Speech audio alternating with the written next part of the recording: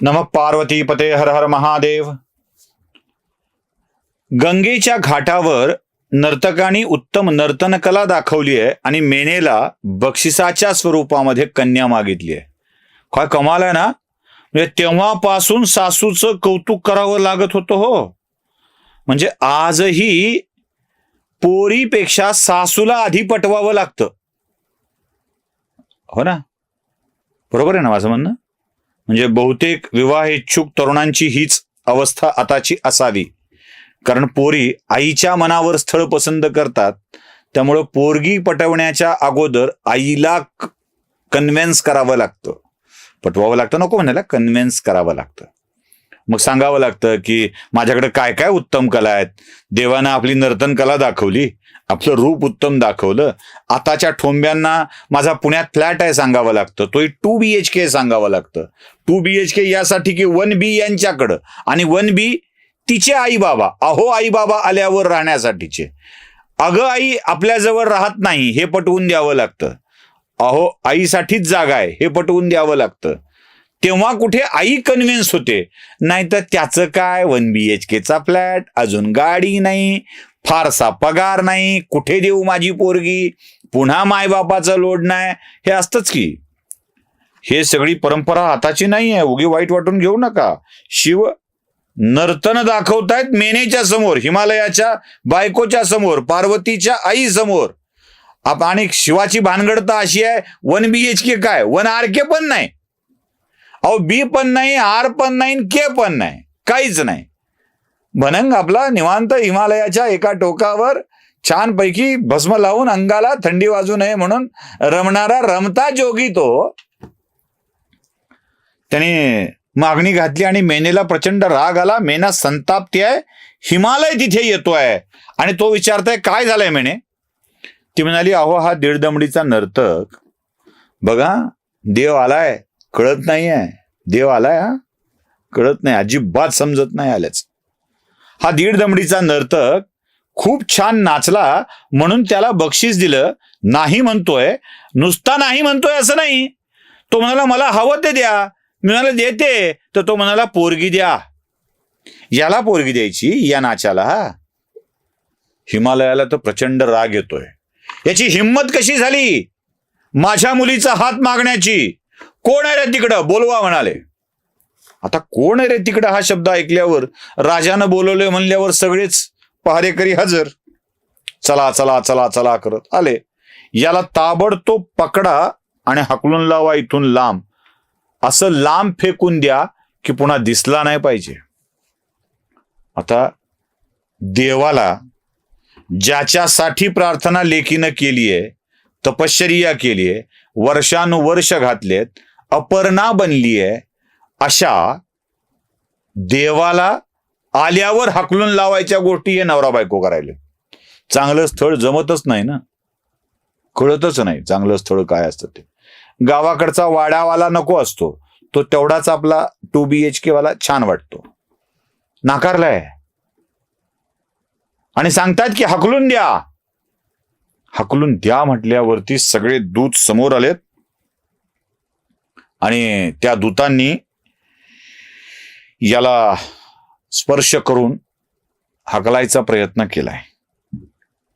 पण ऐकतोय कुठे, जमत नाहीये, हकलून देता येत नाहीये. त्याच्या शरीरात इतका प्रचंड तेज आहे, इतकं तेज आहे की त्या तेजाने हात लावणाऱ्यांचा हात भाजून निघतोय. हातही लावता येत नाहीये. आपल्या सेवकांना या नर्तकाला हाकलून लावता येत नाही. त्याच्या तेजाने डोळे दिपतायत. हे सगळं बघितल्यावर भयंकरच काहीतरी वाटायला लागलं. हो, त्याचं तेज एवढं विलक्षण आहे की काय करावं, कसं करावं असा प्रश्न पडलाय. तरीही हिमालयाला कळत नाहीये. मग हिमालय नुकतीच पूजा करून आलेला असतो भगवान विष्णूची. त्याने काही पुष्प हिमालयातली अर्पण केलेली असतात, विष्णूंच्या मस्तकावर वाहिलेली असतात. आणि तो नर्तक अचानक भगवान विष्णूच्या रूपात दिसायला लागतो आणि आश्चर्याची गोष्ट अशी की आत्ताच हिमालयानं केलेली पूजा आणि त्याला अर्पण केलेली पुष्प त्याच्या मस्तकावर दिसतात. त्याला कळतच नाही काय व्हायलंय ते. कोण आहे हा? नर्तक आहे की विष्णू आहे? त्या विष्णूच्या रूपाकडे बघून दिग्मूढ झालाय.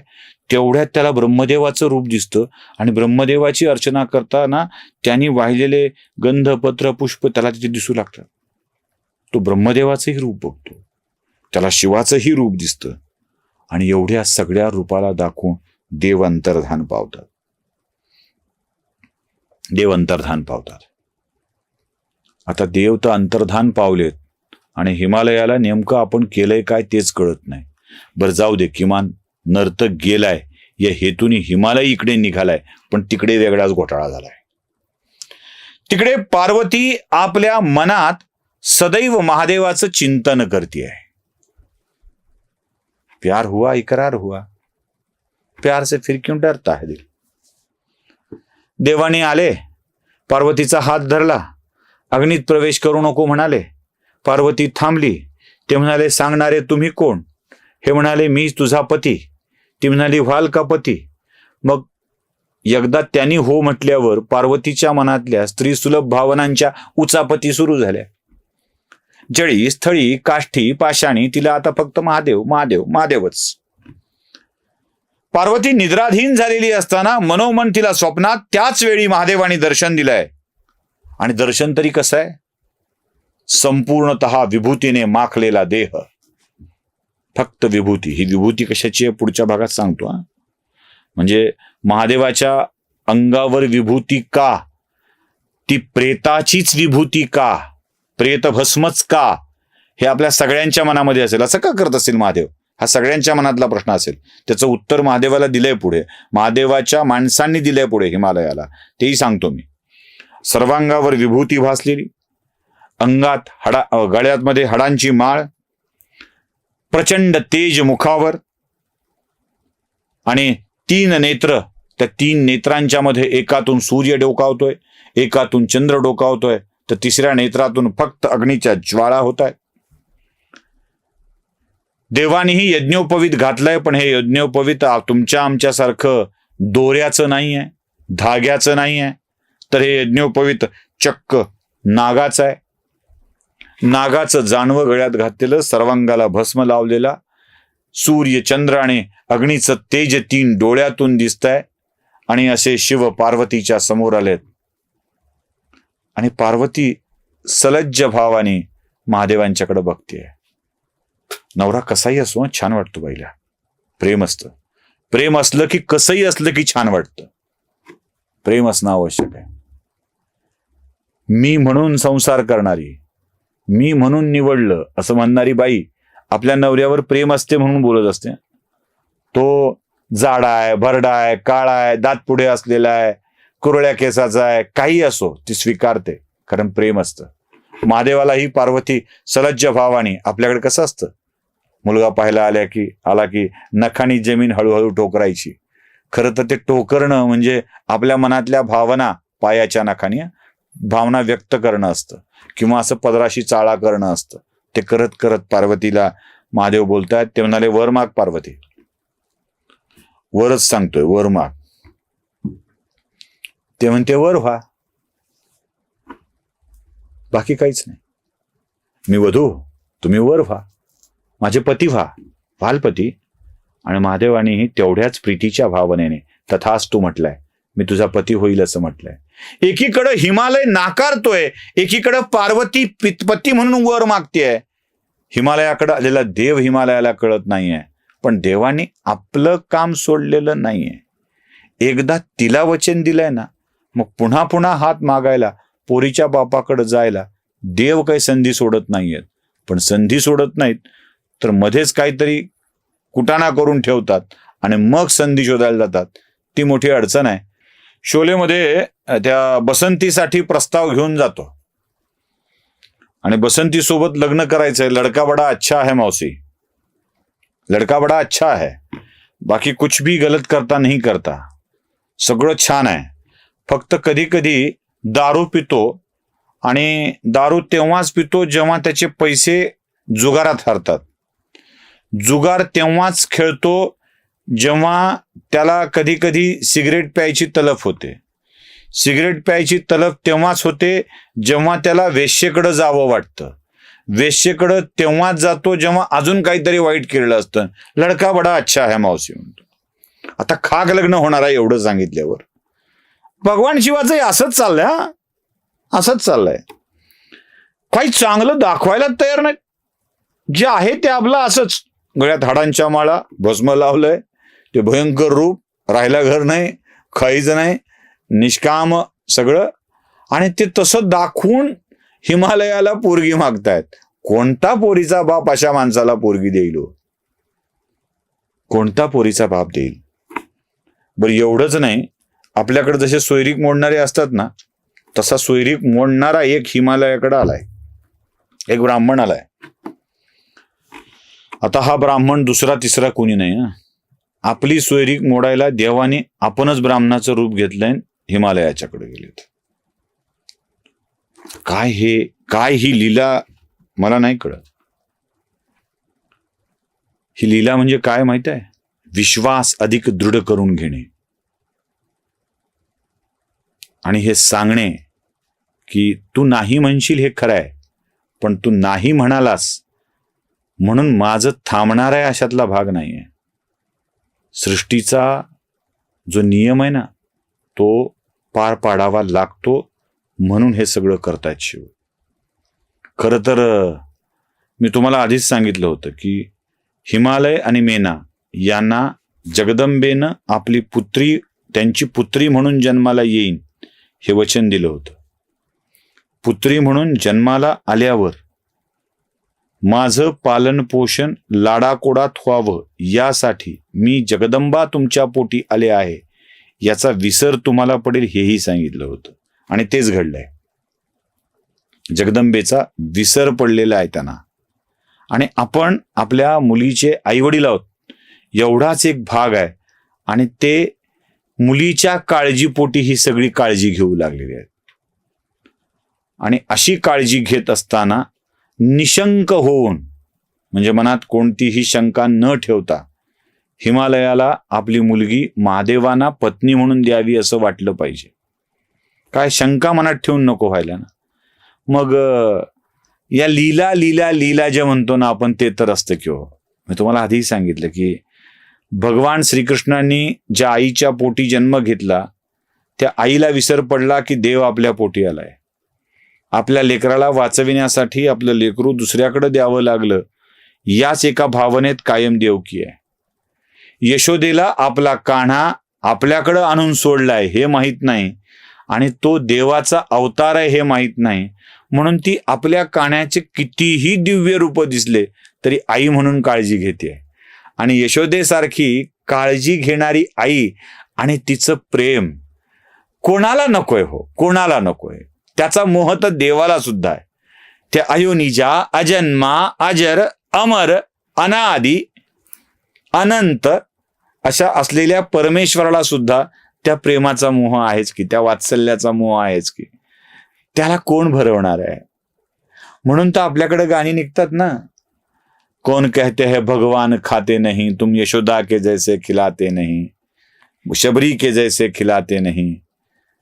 आपण त्या भावनेत गेलं पाहिजे, कारण देव भावाचा भुकेला आहे. जगदंबेला हिमालयाच्या पोटी जन्म घेऊन महादेवाच्या सोबत लग्न करणं ही साधी सरळ सोपी गोष्ट होती, पण तो आईच्या प्रेमाचा, पित्याच्या प्रेमाचा अनुभव कुठे घेता आला असता? महादेवाला तरी कुठे प्रेमातला हा विरह या सगळ्या गोष्टी सहन करता आल्या असत्या? त्यांचंही पुण्य, यांच्याही गरजा भागवल्या. महादेवानी या सगळ्यामध्ये मोडता घालायचं ठरवलंय. काय परीक्षा आहे, कसली परीक्षा आहे बघा. स्वतःच शिव ब्राह्मणाचं रूप घेऊन हिमालयाच्या घरी आलेत आणि त्याला सांगायलेत, अरे तुझ्या पोरीचं लग्न त्या शिवासोबत करायचं ठरलंय. ते म्हणलं हो चाललंय तसं, सगळे म्हणतायत खरं. काय कराय म्हणले त्या शिवाचं? ना राहायला घर, ना खायला काही. सोबत बघ ते बैल असतेत, नाग असतेत, भूत असतेत, खेत असतेत. काय कराय म्हणले त्या शिवाचं? कुठे काय उघड्यावर राहील, तुझ्या पोरीला कसा सांभाळेल, सगळी शिवनिंदा, सगळी शिवनिंदा.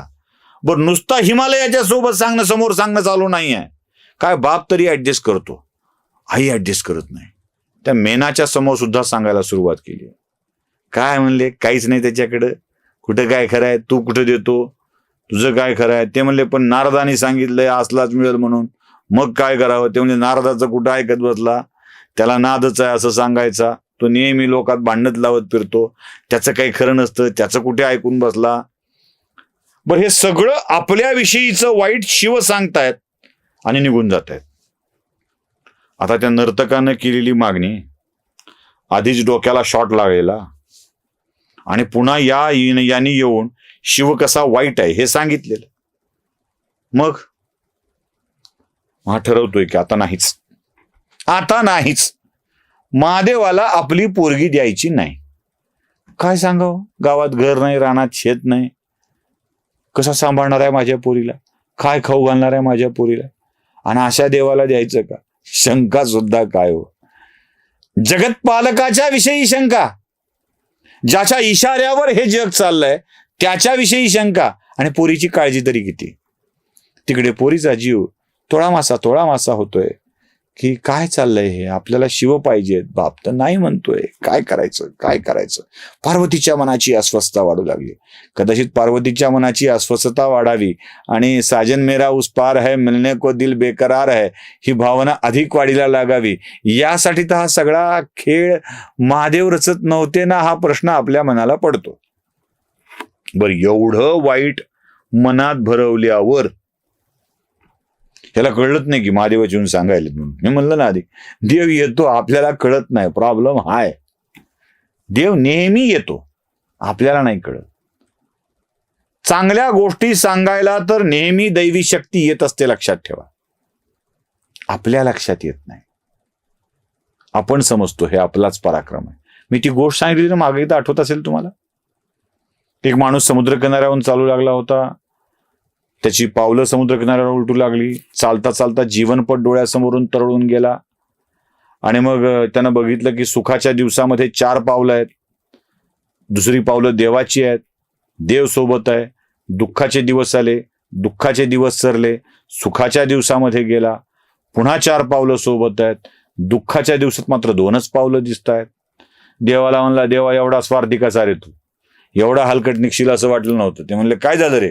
ते म्हणला, मी सुखात होतो तेव्हा माझ्यासोबत चाललास, दुःखात मी एकटाच चाललो, दुःख संपवून परत गेलो, पुन्हा माझ्यासोबत सुखाच्या दिवसामध्ये आलास. देवानं खनखने कानाखाली मारले, म्हणला, मूर्खा, पावलं नीट बघ. ते म्हणला, काय झालं. अरे गाढवा, 4 पावलं तुझी दिसतायत ती यासाठी की मी आणि तू सुखाच्या दिवसात सोबत चालत होतो. दुःख समोर येणार आहे हे मला कळलं, मी तुला उचलून घेतलं. दुःखाच्या दिवसात मी एकटा चालत होतो, तुला मी उचलून घेतलेलं होतं. दुःख संपलं, मी खाली सोडलं, मिळून चालत गेलो. आणि तू समजायला म्हणले आपलाच पराक्रम आहे. मग याला कळलं, अर दुःख पार केलं देवामुळेच, आपल्यात तर बस की बातच नव्हती. कळत नाही हो देवाल्याचं. हिमालयालाही कळत नाहीये, 2दा झालंय. देव ब्राह्मणाच्या रूपात आलाय, देव नर्तकाच्या रूपात आलाय, नाही कळलं त्याला. आता देवाने ठरवलंय अजून एक प्रयोग करायचा. एवढं सगळं सांगून झाल्यावर सप्तऋषींना आणि माता अरुंधतींना सोबत पाठवलंय. सप्तऋषींना सांगितलंय, कन्व्हिन्स करा, बोला, जाऊन मध्यस्थ घालायचा असतो. गावातली 4 चांगली माणसं पोरीच्या घरी पाठवायची असतात. 4 चांगली माणसं येणे 7 चांगली माणसं दुप्पट पाठवलीत. 8व्या माता अरुंधतींना पाठवलंय आणि सांगितलंय की जाऊन त्याला सांगा की तुझी पोरगी शिवाला दे. हे सगळे आलेत, हिमालयाच्या समोर उभे आहेत. ते म्हणतायत, हिमालया, तुझी पोरगी शिवाला दे. हे म्हणला, अजिबात नाही, देतच नाही. कारण त्याच्याकडं काय आहे. आता काय कन्व्हिन्स करतायत, काय होतंय ते बघूया पुढच्या भागात. नमः पार्वती पते, हर हर महादेव.